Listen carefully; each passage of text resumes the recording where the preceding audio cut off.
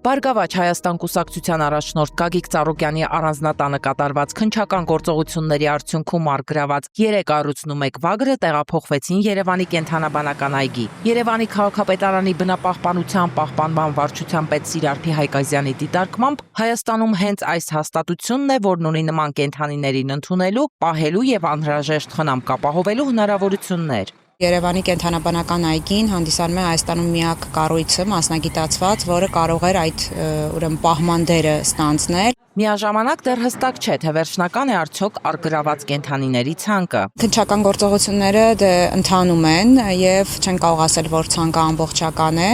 բայց մենք պատրաստակամություն հայտնել ենք ի հայտ գալու դեպքում ընդունել հնարավորության դեպքում նաեւ մեր սահմաններում ընդունել բոլոր կենդանիներին եւ ապահովել իրենց բարեկեցիկ կյանք այստեղ։ Այգու մասնագետներն արդեն հասցրել են զննել նոր ժամանած գիշատիչներին։ Ըստ նրանց առողջական վիճակը գնահատվում է բավարար։ Բացառության պայռուցներից մեկի, որն անկել է։ Կենդանաբանական այգին այսօր հաղորդագրություն տարածեց, ըստ որի նախորդին այգի տեղափոխված էգառյուծը պայմանավորված մեծ տարիքով եւ ուղեկցող հիվանդություններով, ինչն արդեն արձանագրված է հերձման ակտով, քնեցումից չի արթնացել։ Կենդանու օրգան համակարգերը, փայծաղելի արթթոքերը սիրտը եղել են ախտահարված։ Լեղապարկում խոլեցիստիտային փոփոխություններ, ճարպակալում, որովայնի խոռոչում արկա էր ազատ հեղուկ, ինչը տարիքային փոփոխությունների հետևանք է։ Մինչև առյուծի անկելը կենդանաբանական այգուց ասում էին, մեկը խնդիր ունի։ Կենդանիները նորմալ վիճակում են, նորմալ պահված են, նորմալ կերած են, այսինքն բավարար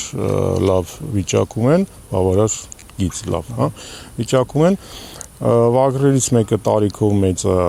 ունի ատամների խնդիր տարիքային, առյուծներից մեկը ունի ստերոիդի նեկտո մակաբույծների հետ կապված որոշ մաշկային խնդիրներ, որոնք որ լուծելի են,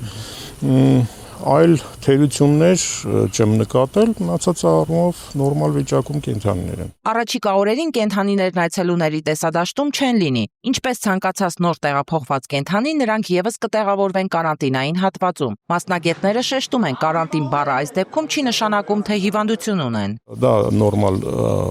կարգավիճակը նոր տեղափոխված կենդանիների համար անկախ նրանից թե ինչ պատճառներով են կենդանիները տեղափոխվում, այսինքն երբ որ մենք նոր կենդանիներ ենք ստանում, անգամ ցուցադրության համար, իրանք որոշակի ժամանակ պահվում են կարանտինային պայմաններում, կարանտինային կենտրոնում։ Դա առողջական վիճակի հետ կապ չունի, դա ուղղակի ադապտացիոն շրջան է։ Խնամքի պայմանները չեն տարբերվի կենդանաբանական այգում մյուս գիշատիչների խնամքից։ Նրանց համար սահմանված է հատուկ սննդակարգ, իսկ ամենօրյա վերահսկողությունն իրականացնելու են այգու անասնաբուժներն ու կենդանապահները։ Մասնագետների խոսքով առաջնային նպատակն այն է, որ կենդանիները հնարավորինս արագ վերականգնվեն տեղափոխման սթրեսից եւ ապահով միջավայրում շարունակեն իրենց բնականոն կյանքը։ Նկատենք, գործընթացը եւ խուզարկությունները տեղի են ունեցել վայրի կենդանի կամ թռչուն ապօրինի որսալու դեպքի առթիվ հարուցված քրեական վարույթի շրջանակներում։ Առանձնատնից հայտնաբերվել եւ առգրավել է նաեւ տարբեր կենդանիների ու թռչունների 190 խրտվիլակ։ Քննչական կոմիտեի հաղորդագրության մեջ նշվում է, ապօրինի որսի հետևանքով շրջակա միջավայրին պատճառվել է 30 միլիոն դրամի վնաս։